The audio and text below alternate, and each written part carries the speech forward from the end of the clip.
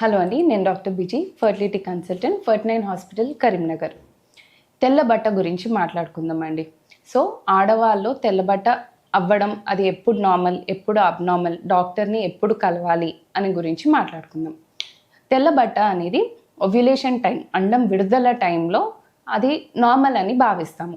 So before ovulation టైంలో మామూలుగా 28 day period ఉందనుకోండి, 28 డేస్లో ప్రతిసారి పీరియడ్ వస్తుందంటే -14, అరౌండ్ 12, 13, 14 ఈ టైంలో ఓవ్యులేషన్ అనేది జరుగుతుంది. సో ఈ టైంలో సహజంగానే కొంచెం వైట్ డిశ్చార్జ్ అవ్వచ్చు. ఈ వైట్ డిశ్చార్జ్కి పెయిన్ కానీ, స్మెల్ కానీ, ఇరిటేషన్ కానీ, ఇచ్చింగ్ కానీ ఈ ప్రాబ్లమ్స్ ఏది ఉండదు. సో అబ్నార్మల్ వైట్ డిశ్చార్జ్ అని ఎప్పుడు అంటారు. అబ్నార్మల్ వైట్ డిశ్చార్జ్ అనేది ఇది వేరే టైంలో అయ్యే డిశ్చార్జ్. ఇది యూజువలీ స్మెల్ ఉంటుంది అండ్ కలర్ మామూలుగా వచ్చే వైట్ డిశ్చార్జ్ అనేది ట్రాన్స్పరెంట్ ఎగ్ వైట్ అని చెప్తాము. సో ట్రాన్స్పరెంట్గా ఉంటుంది.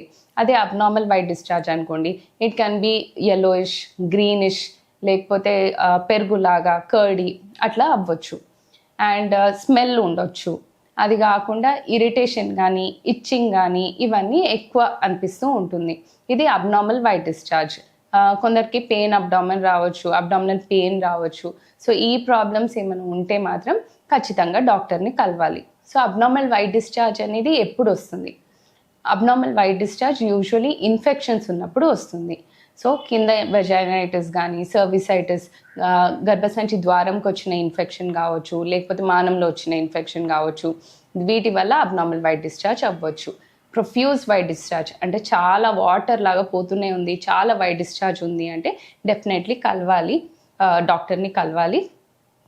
We have to do a Pap smear అని చెప్తాం. గర్భసంచి ద్వారానికి చేసే టెస్ట్ అది. ప్యాప్స్మియర్ చేసి ఓన్లీ ఇన్ఫెక్షనా లేకపోతే ఏమైనా క్యాన్సర్ రకమైందా అనేది డెఫినెట్లీ రూల్ అవుట్ చేసుకోవాలి. Thank you.